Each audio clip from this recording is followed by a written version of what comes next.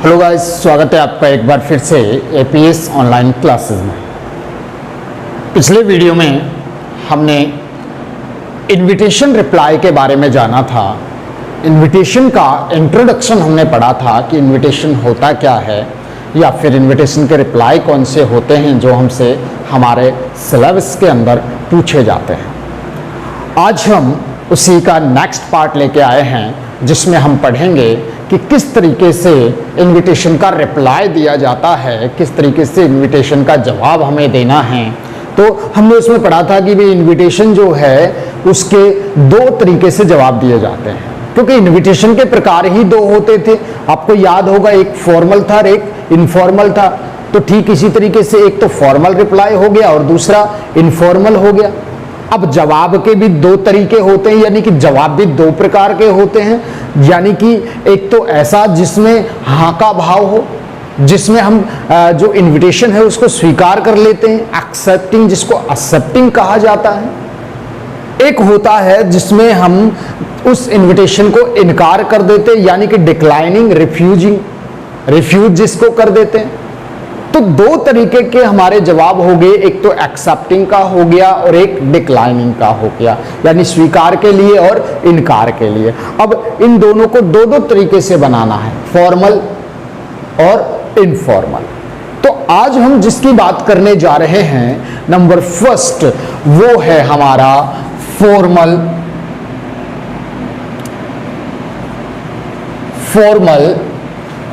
The accepting reply। आज हम जो बात कर रहे हैं वो है हमारा फॉर्मल द एक्सेप्टिंग रिप्लाई, यानी कि हम फॉर्मल रिप्लाई करना सीखेंगे। अब मैंने आपको बता दिया था कि किस तरीके से जो फॉर्मल है उसे फॉर्मल कहा जाता है और किस तरीके से हमको एक्सेप्ट करना है और जवाब किस तरीके से देना है। तो यहां जो हमको एक सबसे बड़ी प्रॉब्लम आती है वो आती है दो चीजों में। ठीक है, दो चीजों में हमको सबसे ज्यादा प्रॉब्लम आती है। अब वो दो चीजें कौन सी है? एक तो जो रिसीवर होता है, जो रिप्लाई को प्राप्त करता है, और एक वो जो रिप्लाई को भेजता है, यानी सेंडर। ठीक है, तो एक तो हो गया रिप्लायर और एक हो गया लिसनर, एक सुनने वाला और एक जवाब देने वाला।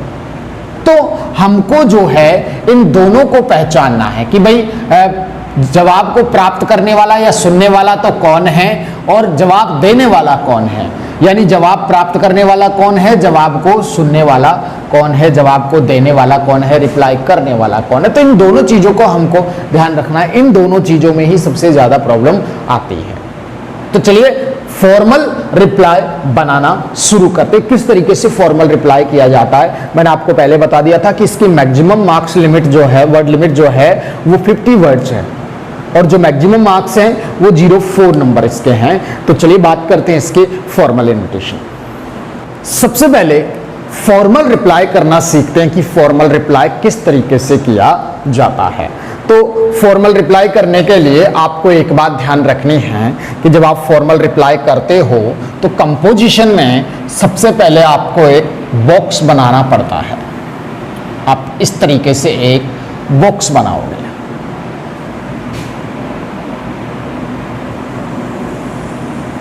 ठीक है, इस तरीके से आप एक बॉक्स बनाओगे और इसमें आप इस तरीके से एक लाइनिंग और निकालोगे, यानी एक टेक्स्ट बार आप बनाओगे इसके ऊपर। इस तरीके से आपको जो ड्राफ्ट बॉक्स बनाना है, जो आप बॉक्स बना रहे हो, वो आपको सिर्फ 3 तरीके से, यानी कि 3 तरफ से ही बंद करना है। नीचे से आप उसको बंद नहीं करोगे, ताकि उसे आवश्यकता अनुसार जैसी हमारी नेसेसिटी होगी उसी तरीके से हम उसको कम या ज्यादा कर सकते हैं। तो हमने 3 तरफ से इसको बनाया। बनाने के बाद अब हमारा जो क्वेश्चन होता है उसमें यदि वो दे देता है कि फॉर्मल या इनफॉर्मल तो ठीक है, नहीं देता है तो मैंने आपको बता दिया किस तरीके से पता चलेगा फॉर्मल में लिखना है, किस तरीके से पता चलेगा इनफॉर्मल में लिखना है। तो हमको क्या करना है, यहाँ इसमें लिखना है, अगर वो फॉर्मल की बात कर रहा है तो हम लिखेंगे फॉर्मल, ठीक है।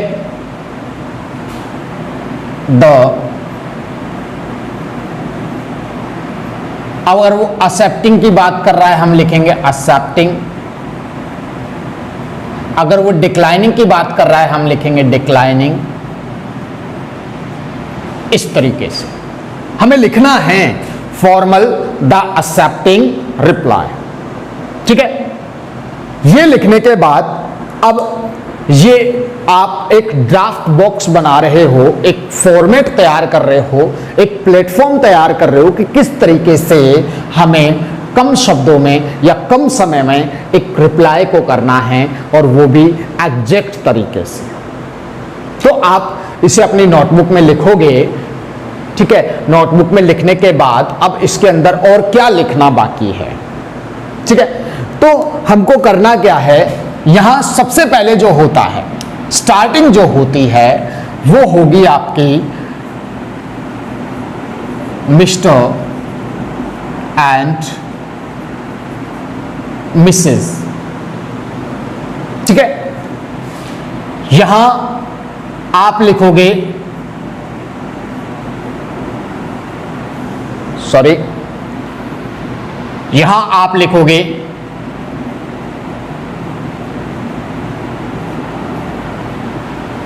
भेजने वाले का नाम, ठीक है। भेजने वाले का नाम लिखने के बाद आप लिखोगे थैंक या thanks to mister and Mrs. फिर लिखोगे आप यहां प्राप्तकर्ता का नाम,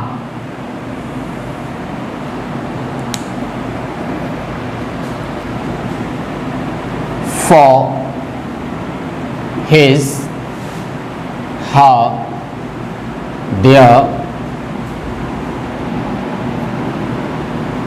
kind invitation on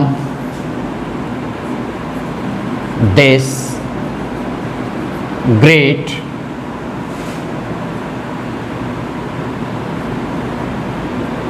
occasion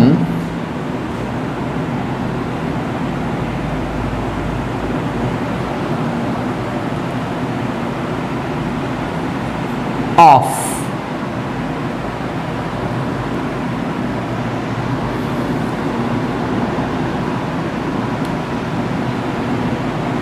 यहां आप लिखोगे कार्यक्रम का नाम, कि भाई कौन सा ओकेजन है, कौन सा प्रोग्राम है, उसका आपको नाम लिखना है, कार्यक्रम का नाम। इसके अलावा ऑन, फिर आप लिखोगे यहां पर तारीख, फिर आप लिखोगे एट या इन, फिर आप लिखोगे स्थान का नाम, ठीक है। और इस तरीके से ये हमारा यहाँ कंप्लीट हो जाता है। इसके बाद नेक्स्ट लाइन से, नेक्स्ट पैराग्राफ में आपको लिखना है ही, शी, दे, हैज़ और have a great pleasure in accepting this invitation, ठीक है। और अब हमें इसे नीचे से कर देना है बंद। ठीक है। इस तरीके से हमारा जो फॉर्मल इनविटेशन है, जो एक्सेप्टिंग वाला, उसमें हमें रिप्लाई करना है। अब सवाल ये कि सर हमने ये तो फॉर्मेट बना लिया, लेकिन आपने ये बहुत सारी चीजें इसके अंदर लिखी हुई हैं, तो इन बहुत सारी चीजों को हम किस तरीके से लिखें, कैसे हमें पता चलेगा कौन भेजने वाला है, कौन प्राप्त करने वाला है, क्या हम कब हम थैंक लगाएं, कब थैंक्स लगाएं, कब हिज हर दियर लगाएं, ही सी दे हैज हैव, इस तरीके से हम इनका यूज कब करें, कहाँ करें, किस तरीके से करें। ठीक है, तो ये फॉर्मेट हमारा बनकर तैयार हो गया। आपको ठीक इसी तरीके का फॉर्मेट तैयार करना है। अब हमको क्या करना है, अब हम इसे एक क्वेश्चन के द्वारा समझते हैं। अब हम एक क्वेश्चन को आंसर में कन्वर्ट करते हैं। तो चलिए इसका लिखते हैं एक क्वेश्चन। अब आप यहां एक क्वेश्चन लिखा हुआ देख रहे हैं, ठीक है। इस क्वेश्चन को हमें हल करना है, लेकिन एक सवाल जो अभी मैंने किया था पहले कि कब हमको थैंक लगाना है, कब थैंक्स लगाना है, किस तरीके से लगाना है, उसके बारे में भी हम जानकारी ले लेते हैं कि किस तरीके से उसमें हमें थैंक या थैंक्स लगाना है। ठीक है, देखिए जो आपने फॉर्मेट बनाया था वो फॉर्मेट मैंने यहाँ बनाया हुआ है। अब हमें इसमें समझना है कुछ चीज़ों को। ठीक है, हमें ज़्यादा कुछ नहीं करना, हमें क्वेश्चन में से चाहिए क्या, हम क्वेश्चन का यूज किस तरीके से करें। तो जो चीजें यहां आपको रेड इंक से लिखा हुआ दिख रहा है, वही चीजें हमें क्वेश्चन से कैरी करना है। ठीक है, फॉर्मल द इनविटेशन रिप्लाई, ये भी हमें क्वेश्चन से ही लेना है, क्योंकि क्वेश्चन से ही पता चलेगा कि हमें फॉर्मल में लिखना है, एक्सेप्टिंग में लिखना है या डिक्लाइनिंग में लिखना है, फॉर्मल में लिखना है या इनफॉर्मल में। तो ये भी हमें किससे पता चलता है, क्वेश्चन से। भेजने वाले का नाम, ये भी हमें क्वेश्चन से मिलेगा, प्लस प्राप्त करने वाले का नाम, ये भी क्वेश्चन में मिलेगा हमको। कार्यक्रम का नाम, तारीख, समय या स्थान, ये भी कहां से मिलता है, क्वेश्चन से। अब सवाल हमारा ये नहीं था, सवाल हमारा था ये जो ऑब्लिक्स लगे हुए हैं, तो ये जो स्लैश हमने लगाए हुए हैं, इन स्लैश के बाद या पहले कौन सी चीज को हमको लेना है। तो यहां देखिए आप, सबसे पहले थैंक या थैंक्स दो चीजें हैं, ध्यान दीजिए मेरी बात पर। यहां थैंक और थैंक्स दो चीजें हैं, दोनों में से एक आएगा, लेकिन थैंक कब आएगा और उसके एस कब लगेगा। तो ध्यान दीजिए, जब यहां आप देख रहे होंगे यहां मिस्टर भी है एंड मिसेज भी है, तो ये दो हो गए, यानी प्लूरल हो गया। इंग्लिश में द्विवचन तो होता ही नहीं है, डुअल नंबर नहीं होते, तो होता क्या है, सिंगुलर नंबर और प्लूरल नंबर। तो यहां जो है मिस्टर एंड जो मिसेज दिया हुआ है, उनमें से अगर एक है, कोई सा भी, चाहे तो मिसेज हो, चाहे मिस्टर हो, चाहे मिस हो, अगर एक है तो आपको थैंक्स लगाना है। अगर दोनों में से एक है तो थैंक्स लगाना है, अगर दोनों हैं तो क्या लगेगा, थैंक लगेगा, THANK, थैंक लगेगा अगर दोनों हैं। तो मिस्टर एंड मिसेज है तो थैंक लगेगा, केवल मिस्टर या केवल मिसेज है तो थैंक्स लगेगा, राइट। चलिए फिर आ गया हिज हर दियर। ये जो है हिज हर दियर, ये प्राप्त करने वाले के नाम पर डिपेंड करता है। कैसे करता है, अगर प्राप्त करने वाला मान लीजिए मिस्टर है यानी कोई पुरुष है तो हिज लगेगा, अगर कोई स्त्री है यानी मिसेज है तो हर लगेगा, और अगर मिस्टर एंड मिसेज है तो डियर लगेगा। क्लियर हुई बात। अगर यहां पुरुष का नाम है तो हिज प्राप्त करने वाले में, अगर स्त्री का नाम है तो हर, और अगर मिस्टर एंड मिसेज दोनों हैं, अगर यहां ये लगा हुआ है मिस्टर एंड मिसेज क्वेश्चन में से जो हमने लिया है, तो आपको वहां डियर लगाना है। ठीक है, नेक्स्ट कार्यक्रम का नाम, ये हमें कहां से मिलेगा, ये क्वेश्चंस में से मिलेगा। तो जिस कार्यक्रम के लिए हमें इनवाइट किया गया वो भी हमें क्वेश्चंस में से लेना है। ठीक है, तारीख हम लगाएंगे, क्वेश्चन में से लगाएंगे। अब यहां देखिए नीचे ही सी दे, ये जो नीचे हम लिखेंगे ये हमारे भेजने वाले के नाम पर डिपेंड करता है। अगर वो पुरुष है मिस्टर है तो ही, अगर वो मिसेज है तो सी, अगर मिस्टर एंड मिसेज दोनों है तो दे। और ये जो हैज और हैव है ये इन पर डिपेंड करता है। अगर ही या सी का आप यूज कर रहे हो दोनों में से किसी का तो हैज लगेगा, दे का कर रहे हो तो हैव लगेगा। सिंपल है। अब इन्हीं बातों को हम क्वेश्चन से समझते हैं। क्वेश्चन देखिए, your friend mister Ramesh has invited you, your friend mister Ramesh has invited you on his 30th birthday party, 30वां जन्मदिन, on October 2nd 2020 at 6:30 p.m. at 6:30 p.m. at his residence. Write a reply accepting the card. Card का मतलब भी invitation ही होता है, ठीक है। Right ए reply, reply तो करना है और एक्सेप्टिंग में स्वीकार करते हुए करना है, लेकिन अब ये समझ में नहीं आता कि ये फॉर्मल में है कि इनफॉर्मल में। तो मैंने आपसे कहा कि जब मित्र को लिखा जाता है तो वो किस में होता है, फॉर्मल में होता है। किस में होता है, फॉर्मल में। यहां स्पष्ट कहा है कि योर फ्रेंड रमेश, आपका मित्र है रमेश, तो यहां हम जो रिप्लाई देंगे वो किस में देंगे, फॉर्मल में।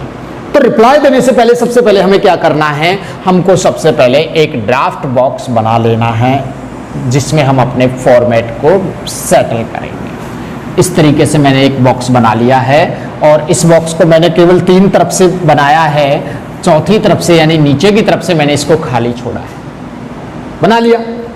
अब दूसरा, अब ये देखना है कि ये फॉर्मल है कि इनफॉर्मल है। तो मैंने मित्र के लिए कहा था कैसा होता है, फॉर्मल, तो ये हमारा जो जवाब है वो कैसा हो जाएगा, फॉर्मल।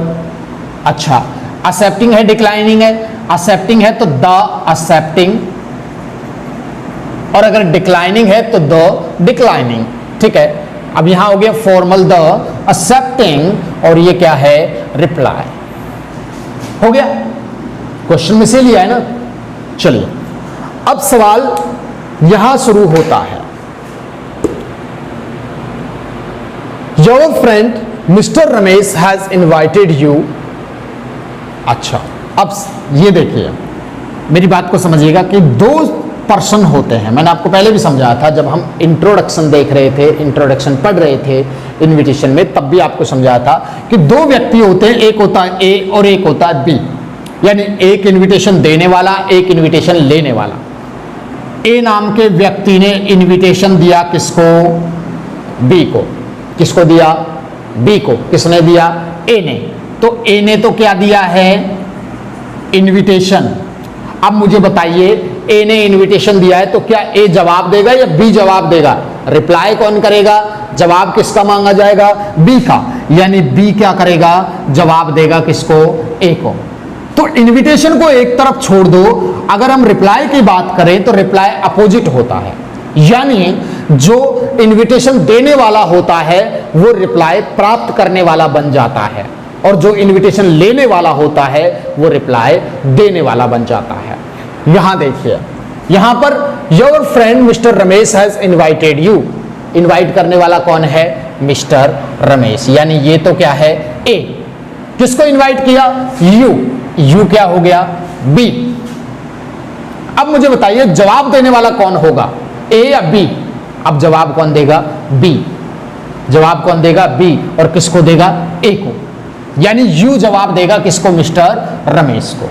तो मैं यहां लिखता हूं मिस्टर, ठीक है। अब यहां बी जवाब दे रहा है तो मिस्टर एंड मिसेज में से यू में कोई नाम नहीं दिया, ना तो मिस्टर लगाया है ना मिसेज लगाया है, यू दिया है। तो हम अपनी तरफ से नाम लिखेंगे क्योंकि हमको नाउन की जरूरत है, क्योंकि हम 3rd पर्सन में बात कर रहे हैं। ये फॉर्मल है, फॉर्मल में और इनफॉर्मल में क्या जो मेजर डिफरेंस होता है, क्या होता है, वो होता है पर्सन्स का। तो हम 3rd पर्सन का यूज कर रहे हैं, तो यू का मैं कोई भी नाम दे देता हूं, चाहो तो मिस्टर दे दें, चाहे तो मैं दे देता हूं मिस्टर एंड मिसेज, ठीक है। अब कोई भी नाम दे लो, राम कुमार, राइट। ये कौन है, ये है रिप्लाई देने वाला, यानी कि ये कौन है, बी। कौन है ये, बी। हो गया भेजने वाले का नाम, रिप्लाई भेजने वाले का नाम। अब थैंक या थैंक्स। यहां देखिए भेजने वाले का नाम हो गया। अब कह रहा है थैंक या थैंक्स में से एक लगाइए। तो ये एक वचन है कि बहुवचन है, यानी इसमें एक है कि दो हैं, तो एक और दो, ये तो प्लूरल हो गया। तो थैंक लगाऊं, थैंक्स। प्लूरल है तो थैंक और सिंगुलर है तो थैंक्स, तो मैं यहां थैंक लगा देता हूं। लगा दिया मैंने थैंक। आगे चलते रहिए। टू, अब फिर मिस्टर एंड मिसेज। वो तो मिस्टर मिसेज मांग रहा है, लेकिन प्राप्तकर्ता देख लीजिए आपका, आप जवाब दे रहे हो, यू जवाब दे रहा है किसको, रमेश को, और रमेश कौन है, मिस्टर। तो मैं यहां मिस्टर एंड मिसेज नहीं लगाऊंगा, केवल क्या लगाऊंगा, मिस्टर, और फिर क्या आ जाएगा, नाम रमेश। ठीक है, आ गया। प्राप्तकर्ता का नाम हो गया, कौन हो गया, रमेश। फिर कह रहा है फॉर, तो फॉर भी लगा देना है, इसमें तो कोई दिक्कत ही नहीं है। हिज, हर, दियर।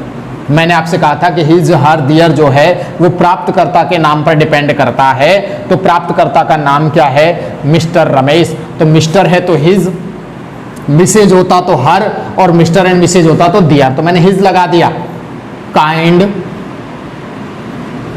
पढ़ते जाइए, लिखते जाइए। Invitation on this great occasion of, यहां तक ठीक है। अब कह रहा है ऑफ के बाद कि कार्यक्रम का नाम लाइए। भाई कार्यक्रम कौन सा है, तो किस फंक्शन के लिए बुला रहा है, किसके लिए इनविटेशन दिया जा रहा है, उस प्रोग्राम का नाम बताइए। तो वो कह रहा है कि हिज 30th बर्थडे पार्टी, 30वां जन्मदिन है उसका। तो ऑफ मैं यहां लिख देता हूं हिज, आप चाहो तो हिज को हटा सकते हो, चाहो तो लगा सकते हो। His 30th birthday party. Clear. फिर कह रहा है कि उसके बाद ऑन लगाओ, तो मैंने यहां क्या लगा दिया, ऑन लगा दिया।